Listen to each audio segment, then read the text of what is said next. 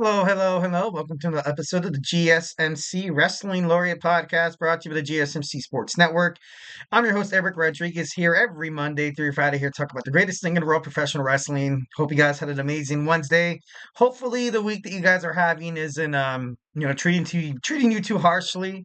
Don't you mind that? We have an interesting episode of AEW Dynamite. We have TNA and also Ring of Honor tomorrow night. We also have WWE SmackDown is set to be a good one. Obviously, this is the go home show before WWE take Jeddah, Saudi Arabia crown jewel. So that should be a must watch. So yeah, hope you guys are doing great. Thank you so much for tuning in to the GSMC Wrestling Laureate podcast brought to you by the GSMC Sports Network. We have a great show for you today, all lined up. Today we have our WWE NXT review. We have our EW Dynamite preview. Then we're going to talk a little bit about Sami Zayn and his future storyline. Will he turn heel? Which bloodline faction will he join? Or will he simply go join his best friend Kevin Owens? Obviously, there's still a lot of rumors and different storylines that could develop due to just this one decision made by Sami Zayn, which is actually kind of cool, getting some attention that I feel like he most definitely deserves. In our fourth segment, Vince McMahon in the news once again. The last night, I did a podcast, kind of talking about him starting his own wrestling promotion. Obviously, it's been kind of cleared up within the news media, wrestling news media. Sorry, there's an app buzzing around me. But I guess there's going to be no similarities to WWE. It's supposed to be like an entertainment thing that can, help develop and produce shows, basically. And I'm not too sure how well that would go, and we're going to talk about that.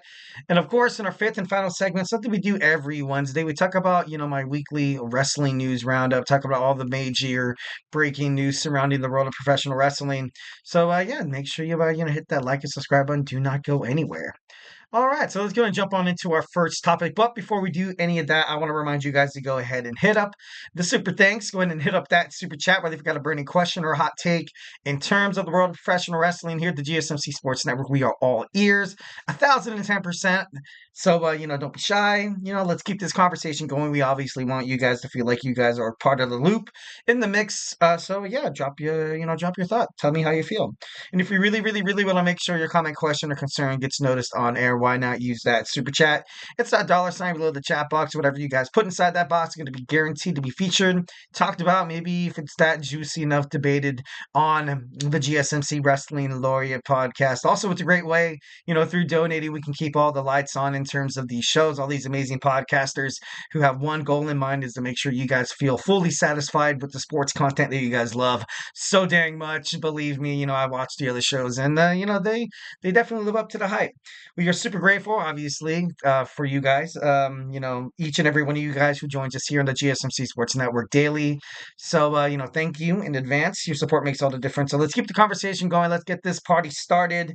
And you send in those super chats, those super stickers, because you guys are super awesome. And together we will make sure this podcast is, bigger, better, and stronger than ever. Once again, super chat, not your thing. It's all good. Go ahead and hit up the GSMCpodcast.net. Hit up the tips and donations link at the GSMCpodcast.net. Tell me how you feel. Tell me what you like. Tell me what you don't like. Just remember to Superman punch that like and subscribe button to the show. Follow the show. Follow the network here at the GSMC Sports Network. We do love a lot of peace, love, and positivity 1,010%. But of course, in terms of talking sports, inevitable criticisms, some back and forth debate, some disagreements. It's going to happen. Feedback is a gift, so don't even worry about it. Drop it inside that chat box so we could talk about it. Let's talk about it, man. All right, jumping on into our first segment, WWE NXT review. Heard it, didn't really get not much of a great ratings. Of course, what do you expect going up against the World Series? You got the two biggest businesses, the two biggest Major League Baseball programs going at it. The Yankees and the Dodgers, these guys have so much money. Obviously, the fan bases reach from sea to shining sea. You're either, you have Dodgers fans everywhere. In Montana, you have Yankees fans in South Dakota. It's just because the historic success and the historic figures that has been kind of linked to these baseball teams, it's not that easy to kind of stir away. I feel like if you meet baseball fans, I feel like one in every five, maybe one in every five baseball fan is, oh, I like the Dodgers, or hey, I like the Yankees. Maybe I should have jumped on that bandwagon sooner rather than later. I'm an Angels fan, and I believe me, I've had my fair share of broken hearts. But hopefully they get their stuff together. Hopefully they do. I doubt it, but hopefully they do. Damn it, I still doubt it. Just kidding. Moving on. So we're gonna talk about NXT. We were live in the Orlando Performance Center. We had a casket match to kick it off. First ever WWE Women's Casket match. We had Tatum Paxley taking on Wendy Choo. Overall, I thought the match was kind of cool. I did like how it really highlighted how Tatum Paxley could, she could definitely be a future North American Women's Champion, NXT World Women's Champion. Like, I don't want to, get too ahead of myself, but just that, she shows a lot of signs of being, promising. She's not just that dark gimmick that WWE NXT tosses on their product on the CW to be like, oh, let's just add some weird into this. So it's not like that. She's very gifted inside the ring. Her and Wendy Choo put on a really good match. Wendy Choo has been kind of on a, ever since she made her debut in NXT, all the hype, of her coming back is kind of like this Wyatt figure kind of a, kind of thing. Hasn't really come into fruition. A lot of WWE fans in the universe are, is WWE, they created this storyline and you thought a lot of things were going to come out of it. You saw Rosemary come out of TNA, obviously, in terms of weird and, crazy and dark and ominous. It's kind of equal to her and Wendy Choo. It hasn't really come into play. Maybe this might be a storyline that NXT might want, might want to ditch along the line. But at the end of the day, you had Tatum Paxley win. And to be honest, that was the right thing to do by WWE NXT Creative. I feel like it was the right choice. It was the right choice. And I'm not trying to hate on Wendy Choo. I think she's a very gifted superstar. But of course you can only have one winner. And this casket match, I feel like all in all, it was kind of a win-win for both of these superstars because you knew everybody in the world of wrestling was watching this match because you're watching two women in a casket match. That's something that's kind of taboo, something that's been kind of forbidden in terms of the world of professional wrestling.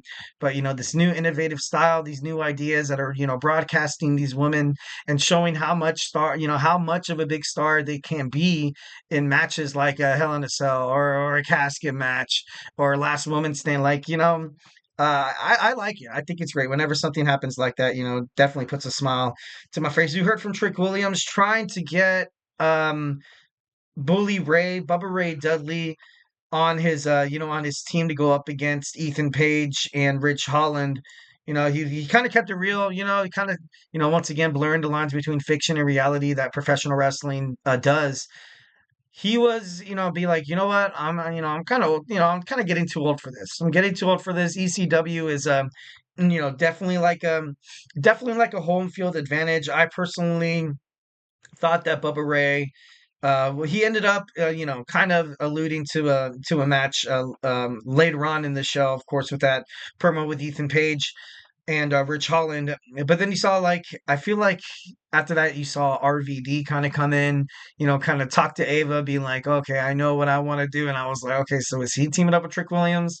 Not that it would be bad, everybody loves and respects, RVD. But overall, I'd love to see Bully Ray to getting back into the squared circle. So, Kaylani Jordan, the former NXT Women's North American Champion, confronts Ava after losing her NXT title at Halloween Havoc. Obviously, it was an unfair. Well, not really unfair because they spanned a wheel, and whatever happened happened.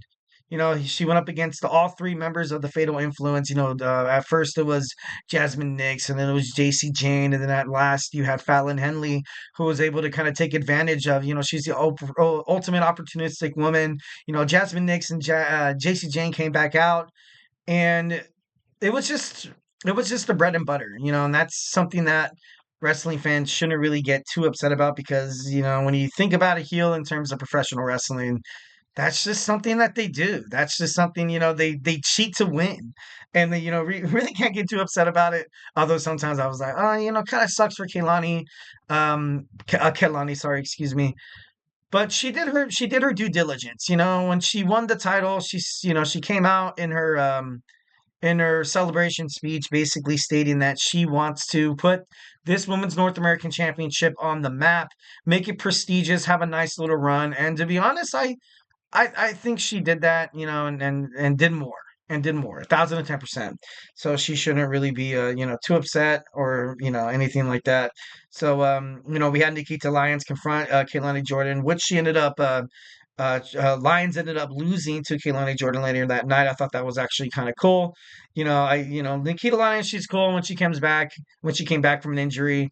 But just because Kaylani Jordan, she lost a spot in Halloween Havoc, lost her title. I did not want her to kind of seem like she was spiraling down the tube, kind of being like they were, WWE NXT was ultimately like going to move off of her as as a main product, as like not main product, sorry, excuse me, but as like a main woman that could be the product of NXT and kind of be the face of it. Like, what I mean?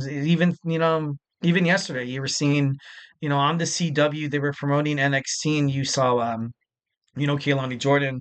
So she's definitely the face of NXT as well.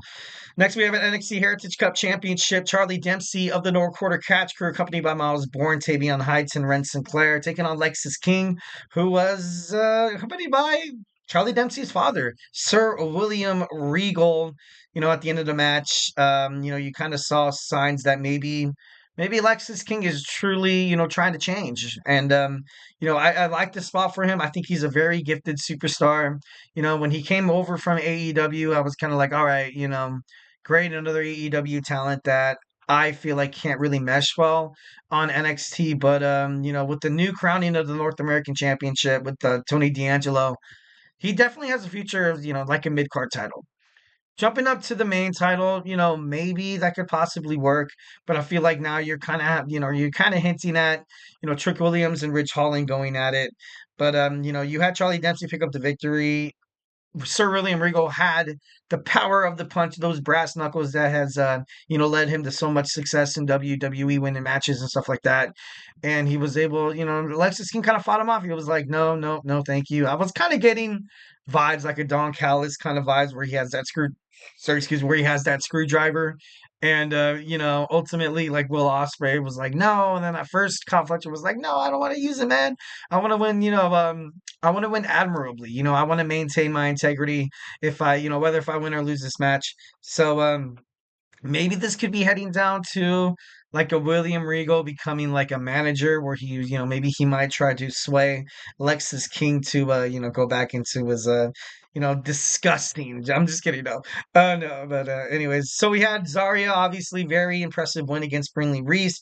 At the end of the match, she was cornered by Fatal Influence and also, Roxanne Perez and Cora Jade. You saw, Kaylani Jordan came out first. And then you saw, damn it, you saw Julia and Stephanie Becerra. And then, at the most shocking moments, you saw the former TNA Knockouts champion Jordan Grace come out to kind of stay her claim inside that match, which I thought ultimately was pretty badass. I thought that was super cool. Overall, just a lot of setup for now. We're gonna have a 10-man women's tag team match next week, and it should be should be pretty awesome. Should be pretty awesome. All right, just a little sneak peek of what lies ahead of November in Philadelphia on Wednesday, going head to head with Dynamite. Ooh, ouch. We have a hardcore match with Jada Parker taking on Lola Vice, and former WWE/ECW superstar Dawn Marie will be the special guest referee. Trick Williams and Bubba Ray Dudley will take on Ethan Page and Rich Holland. We have, Roxanne Perez, Cora Jade, Fatal Influences, Fallon Henley, JC Jane, and Jasmine Nix taking on Julia, Stephanie Vacore, also Jordan Grace, Zaria, and Kaylani Jordan. That should be pretty badass. I can't wait to see, And the main event, you saw Nathan Fraser and Axiom retain their titles, which was pretty great. Definitely a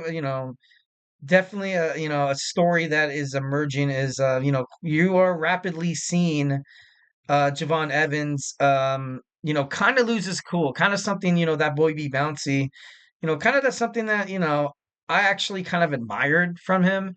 I thought, it was kind of cool that he was at heart a wrestling fan, a WWE fan, and he made it to superstardom. Obviously, he's young, he's the future of WWE NXT. He's gonna be somebody without a doubt.